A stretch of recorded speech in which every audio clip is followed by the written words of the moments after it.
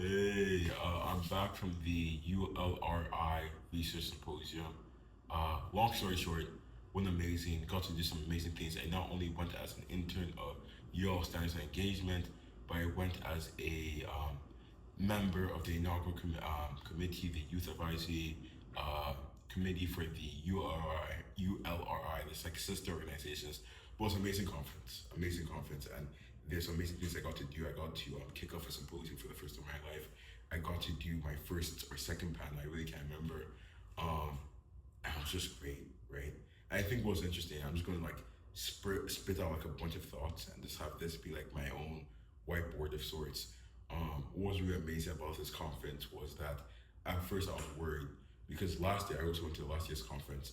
It was much more focused on digital safety, and digital safety that was mostly pertaining to AI, which is something that was in my familiar zone. That was something that was like, that's my work, right? Whereas this one was much more focused on education, youth, and really how do you take research and not just treat it as research and say, hey guys, to the general public, we did this and this is gonna be awesome.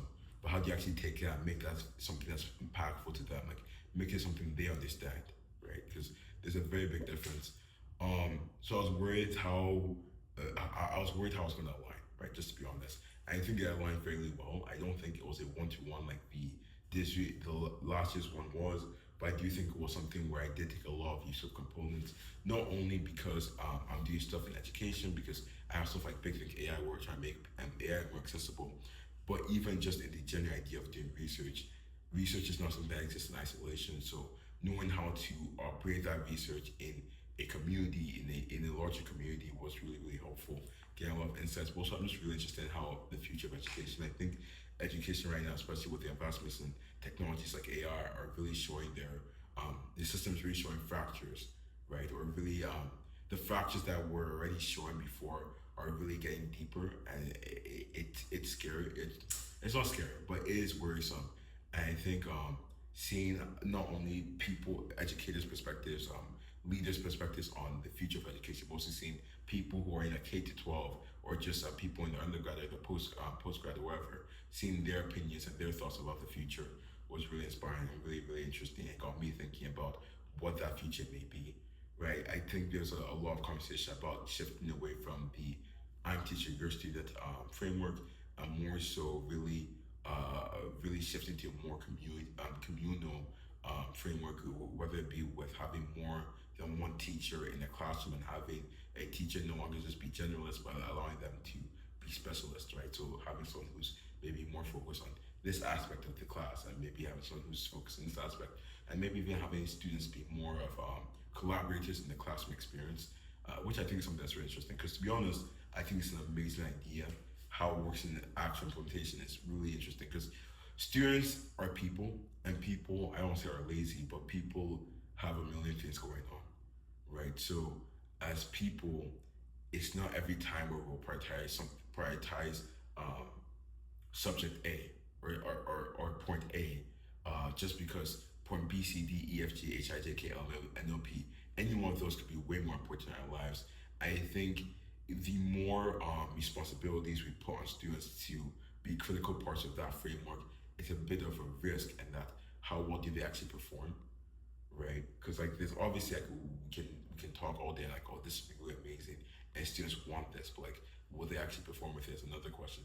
And in my honest opinion, I think they will. I think the biggest thing, right, that comes down to it, because there's also another amazing keynote about the people and how you have to go about research and how you have to go about sharing research to people, because people don't really care about, oh, this thing improves this by this much.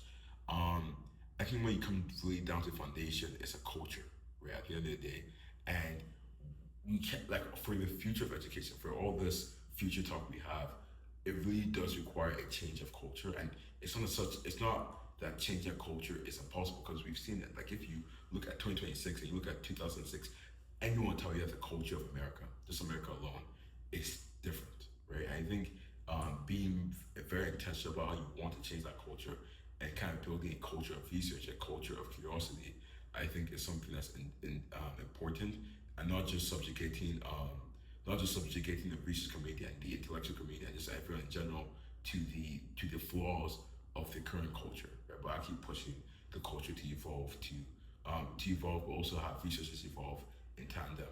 Um, so that's something. Those are my thoughts on that. I also do think just some cool stuff happened. Like being able to do a panel was awesome. Also got to do with the YAC, the Youth Advisory Council.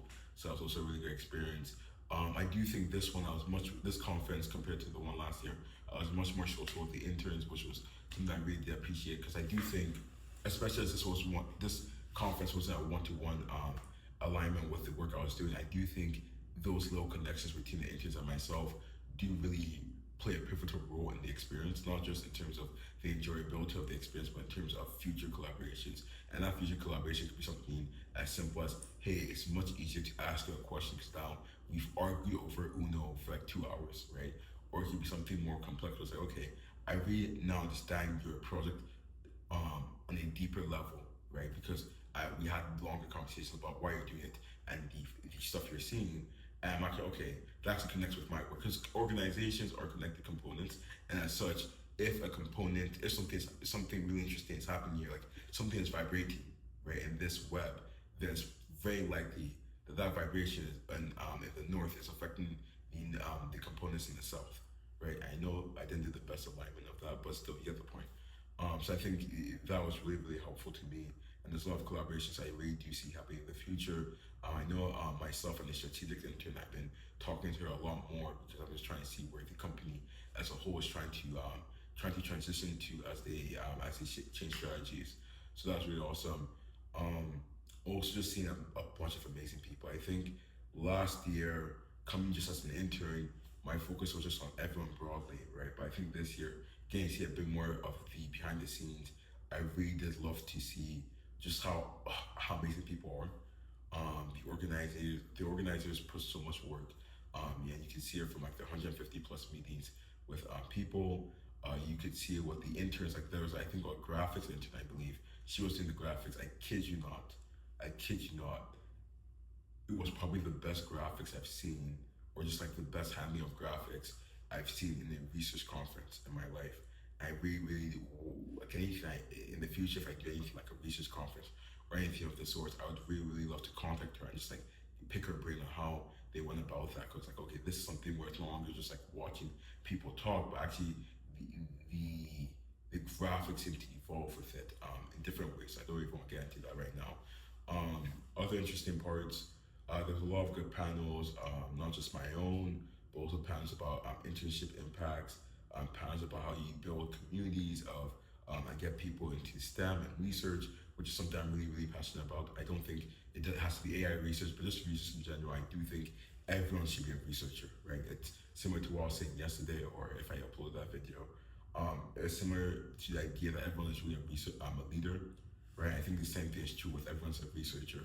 It's really putting people in the positions to do such a thing. So that was really great. Public speaking was something I really, really did pay a lot of attention to.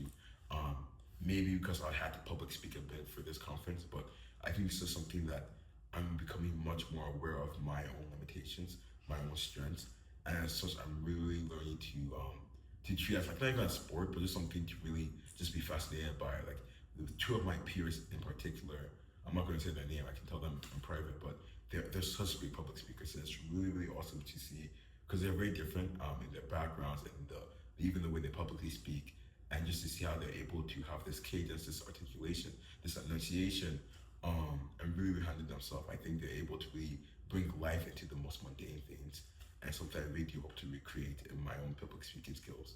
I also do think an aspect of it is I need to be speaking more. I think for 90% of my day, and for 90% of my days, or just my time, I'm really just spending it by myself, right? So as such, a lot of the communication is happening internally in this head. So then it's hard to really build those skills where it's like, oh, how often am I actually speaking to other people? So that's something I should find ways to improve maybe in the future, or manifest into something like, oh, I go join a speakers league or a Toastmasters or something like that.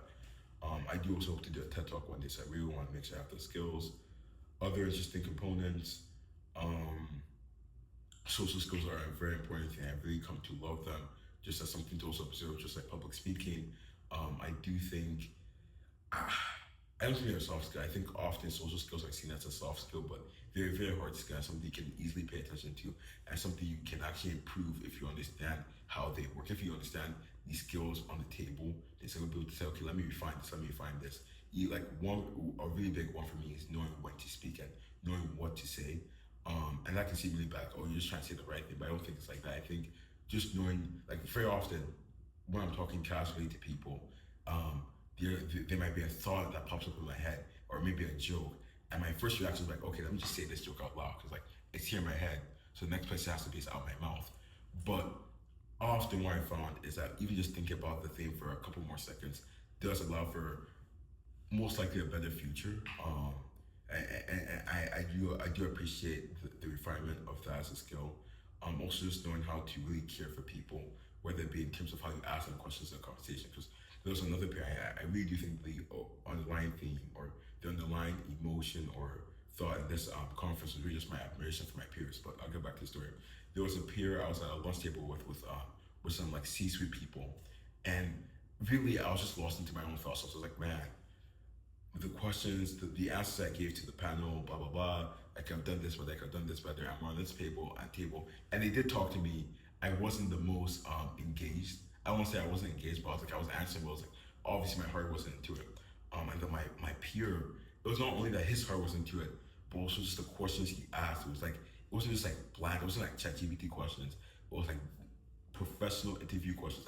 I would argue even better, right? Because often you go watch the news, or you go watch a news panel, and it's like they ask the most basic questions, but he was asking really, really good questions that really did show this level of curiosity and this pursuit of understanding, which is something I hope to recreate into myself. So that's something I was really impressed by, and just other social skills from everyone. Just the ability to care, the ability to check up on others. Really, really great. I think the interns this year, because we have some people returning from last year, but I think overall Ross is bigger this year. But I think overall they're just amazing. Like they're very, very smart. Each one is just like if you talk to them for like a couple of minutes, you realize how like accomplished they are, how ambitious they are, how skillful they are in their craft. So that's been really great, and really does make me think more about not just them as people and what I can learn from them, what can help them with, but also just myself and how I move forward. Because I don't think any one person should move alone. I think really when you're trying to go up, you're really trying to bring as many people up with you as possible.